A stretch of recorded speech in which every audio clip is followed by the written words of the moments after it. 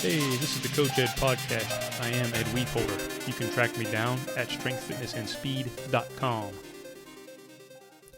This is episode 2 of the Coach Ed Podcast.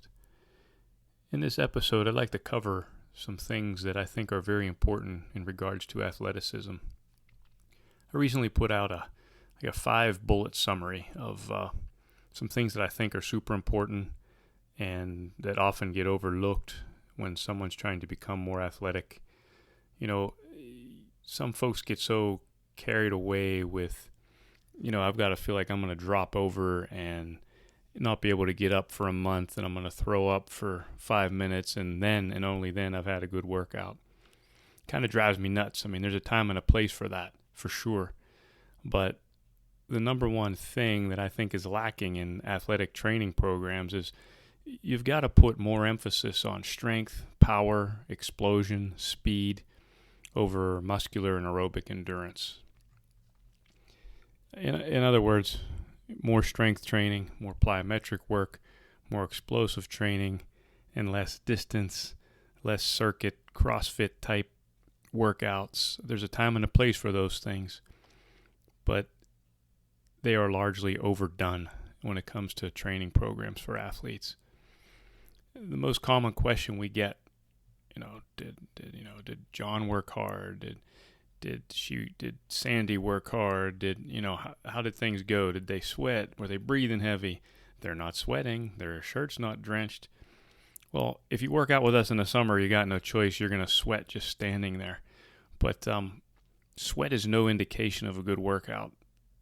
We can turn up the heat to 100. We can do up downs for 10 minutes. Big freaking deal. That sweat is not an indicator of training.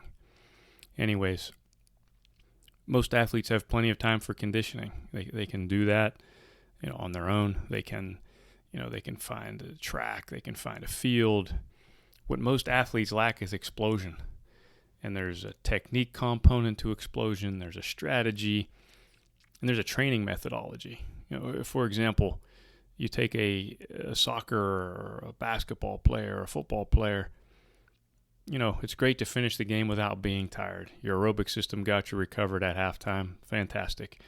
But are you explosive enough during the game to have an impact on the game? If you're not, you'll be really well rested after the game because you won't have gotten off the bench. It's great to be able to get through a game, but you also got to move quickly and explosively to get through it. Going back to the sweat thing,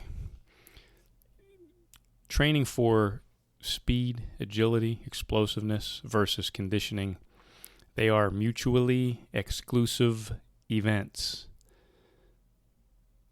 Mutually exclusive events. Sometimes I hear about baseball players prepping for a season, and they run distance, 3 miles a day, 3 times per week. Do you have to run to first base 150 times a game, or are you going to get there once super fast? So, some of the conditioning that I hear teams doing, it'd take you 2 seasons of baseball to run what you do in 3 weeks. I'm not saying you don't come in and condition, but you have to be explosive. You have to be fast. So we talk about puking during a conditioning workout. Okay, that's fine. You're out of shape, right? You don't have any lactic acid tolerance. Not an indicator of a good workout. If you're doing a pure speed workout, a pure explosive workout, you're not generating a ton of lactic acid.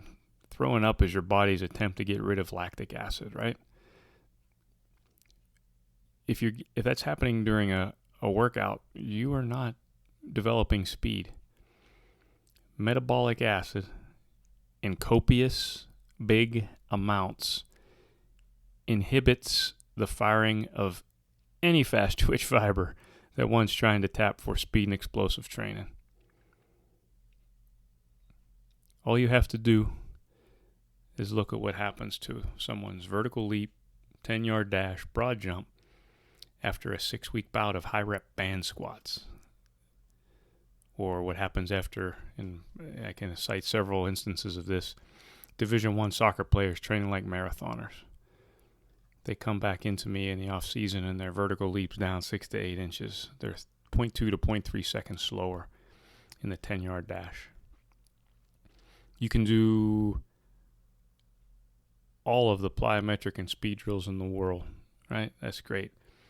But you won't be able to tap anything if you don't have a strong, stable base. I just want to talk about one more thing. I'm grabbing an excerpt from my 5 bullet points there. And it may sound counterintuitive, but you've got to work on your brakes. Not necessarily if you're a 100-meter sprinter, 200-meter sprinter, obviously. But, athletes frequently work linear speed like crazy, acceleration. But in most sports require you to be able to stop and start, right? Slow down, speed up. Those are your brakes. Stay off the leg press machine.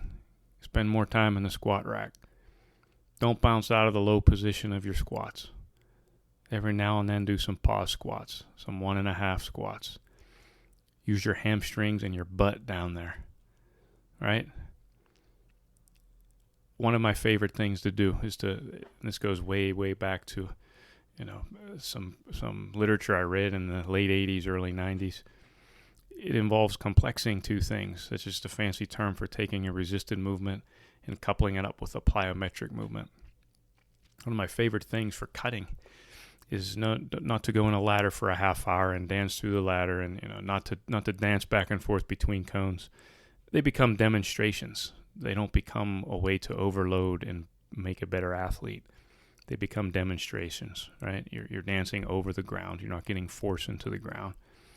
Anyways, one of my favorites is to take a lateral squat, and what I like to do is fix a bungee to the wall and get some tension in that bungee. You've got to step away, get some tension in there, and lateral squat in that direction. I love it. And you get a little simulation of momentum.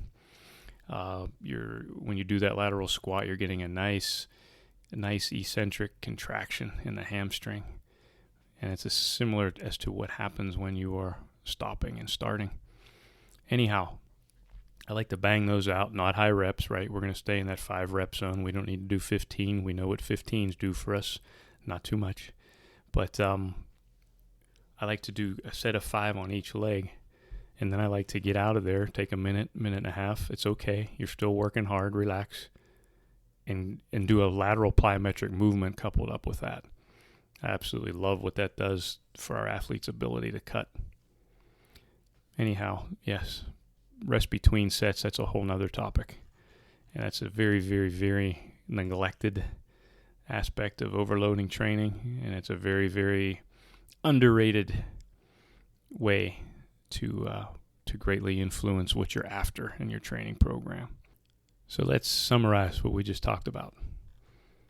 One of the first things we talked about, relying a little more on strength, power, explosion, speed versus endurance. Bleacher steps are great every now and then, right? For conditioning. Not going to make you faster. Trust me. Not going to make you faster. Emphasize explosive training. You can turn sprints and that sort of work into a conditioning event as well, for sure. Depending on your sport, the amount of aerobic conditioning you're going to do changes accordingly. So make sure you've got those things in line. I'm not saying you don't need distance training and endurance work. It changes with sport. So make sure you've got that in a row. We also talked about working your brakes. That's very important. Stopping, starting. You've got to find a way to overload stopping and starting. You cannot just practice hip flip drills in football. You can't just run in the ladder. You've got to find ways to overload pieces and parts of putting on the brakes. Here at the facility, we've got athletes that just practice landing from high heights, and they have an adequate level of strength to do so. Landing and sticking quietly, absorbing the shock. improving their ability to stop, and then demonstrating it in a movement. That's all I got for this round. Make sure that you contact me if you got any questions you'd like to talk about, or if you'd like to suggest something to talk about during the next round. Thanks for listening. Catch you next time.